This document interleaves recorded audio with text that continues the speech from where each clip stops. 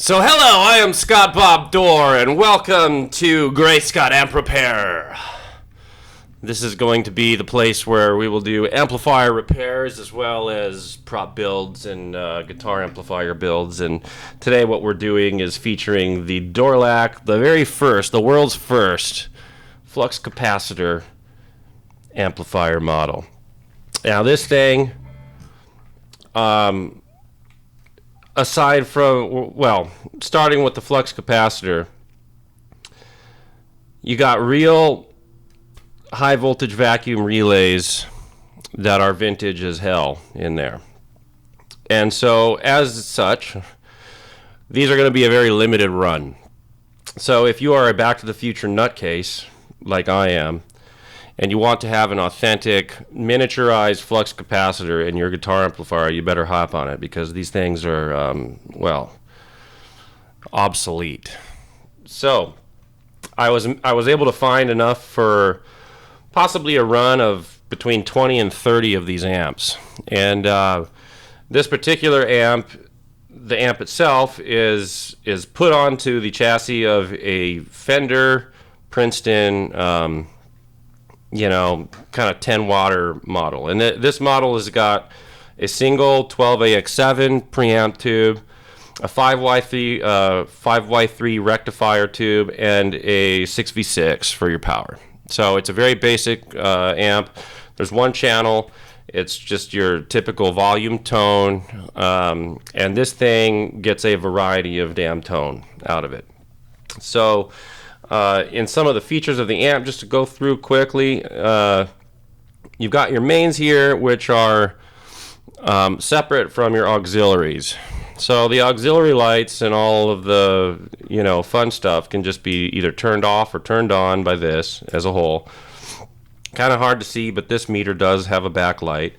And then as far as the colors of the background here, they can be changed as well via these buttons, these two front buttons. So as I push the top one, you get a mix of the blue and some red, which gives you purple. If I release that, you got mostly green, but you still got the black lit Dorlac logo. There's the more yellow variety, and then so you got sort of these general options here. The rest of the parts of this amp, is you might notice, it looks a little freaky. So what you've got is this thing is actually pretty small and very lightweight too. So it's in a this is a welded aluminum chassis here.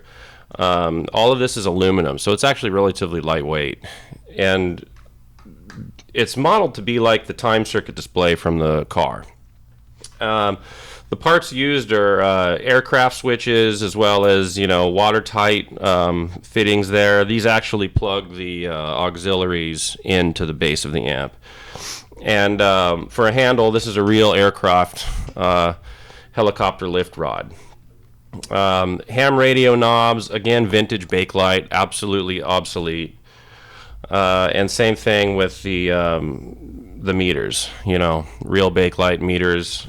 So a lot of ham radio stuff going on here, and it's a very fun product. So without further ado, let's hear the damn thing. So the gear that I'm using today is a 1958 Les Paul reissue, and this is dead stock as it came. So it's got the burst bucker pickups and all the Les Paul stereotypical appointments. For the microphone that we got, that is a Rode, hold on, NT1, Rode NT1 condenser mic, large diaphragm. And then in the cabinet here, we've got two Eminence speakers. One of them is a red coat, if I remember right, and the other's a Patriot. So there you go. All right, so we're going to start off on the rhythm pickup, neck pickup, and I'm going to roll the volume back just a little bit. Got my tone about to 8 here. On the amp settings, we were at 7 on tone, and we've rolled this back down to what? 3. So at about 3, these things are max volume. What you're going to hear is a difference in tone from there. So this is the cleaner setting.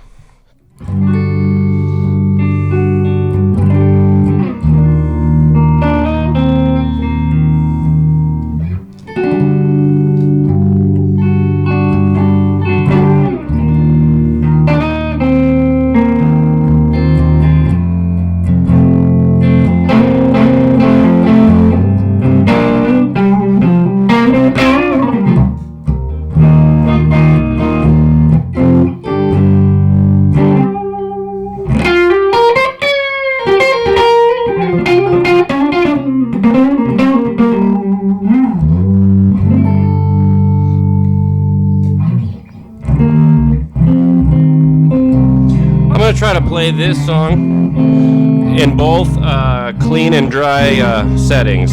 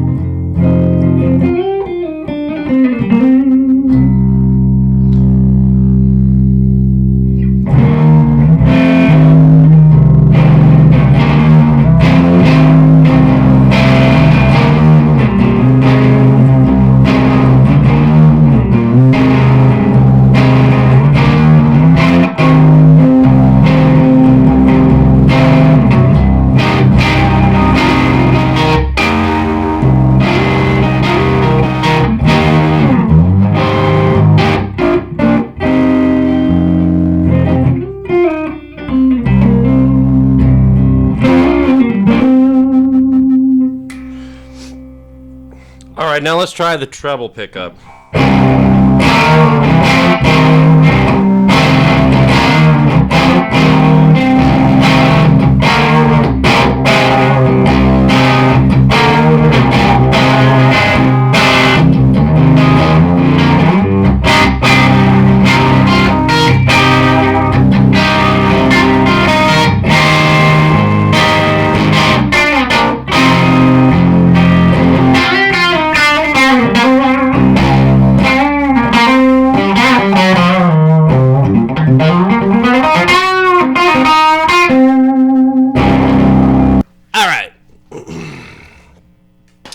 So right now we're tuning the amp up to 7, and we're going to hear the difference there. I'm going to start on the treble pickup.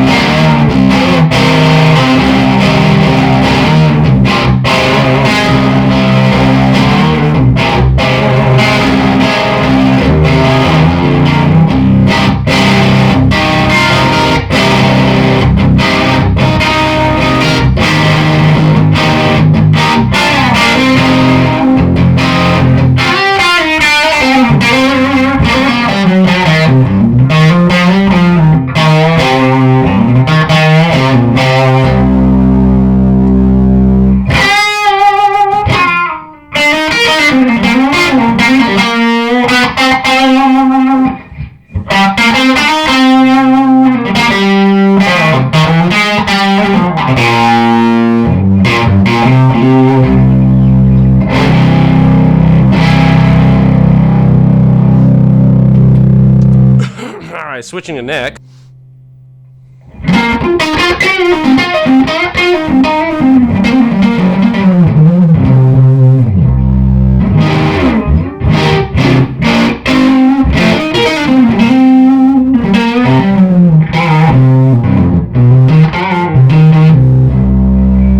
So as you can hear right now, I'm only on 7 on the volume. My tone's now up to 10.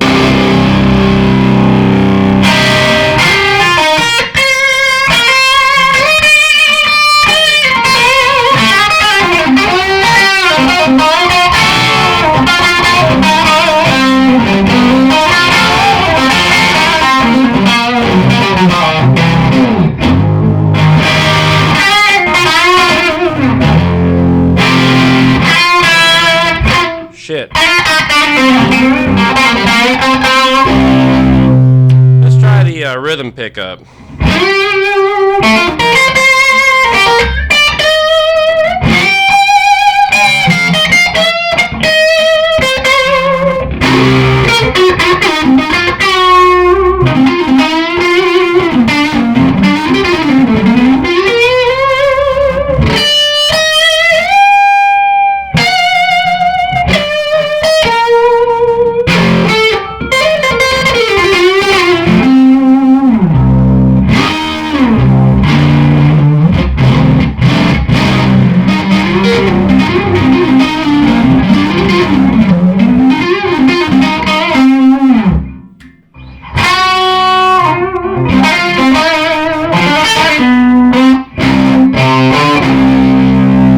Alright.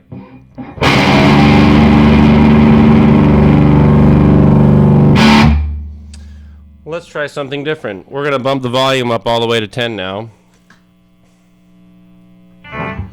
And hear the sag you out.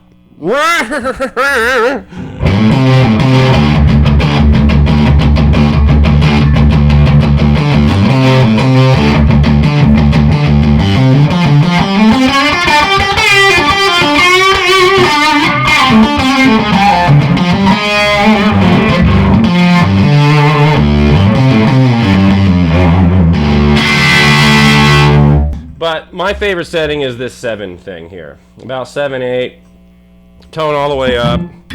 I can jam that for days.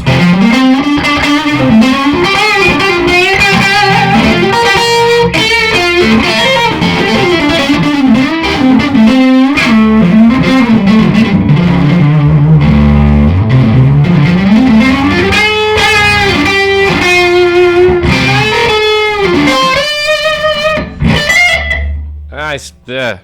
Anyway. Here we go.